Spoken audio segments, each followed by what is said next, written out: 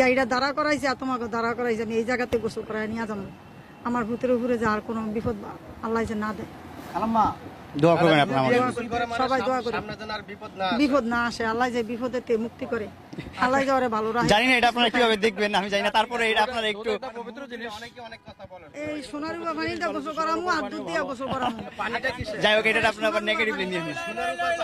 হ্যাঁ, সোনার পানি আর এই যে দুধ, এটা দুধ খাবি না কেটে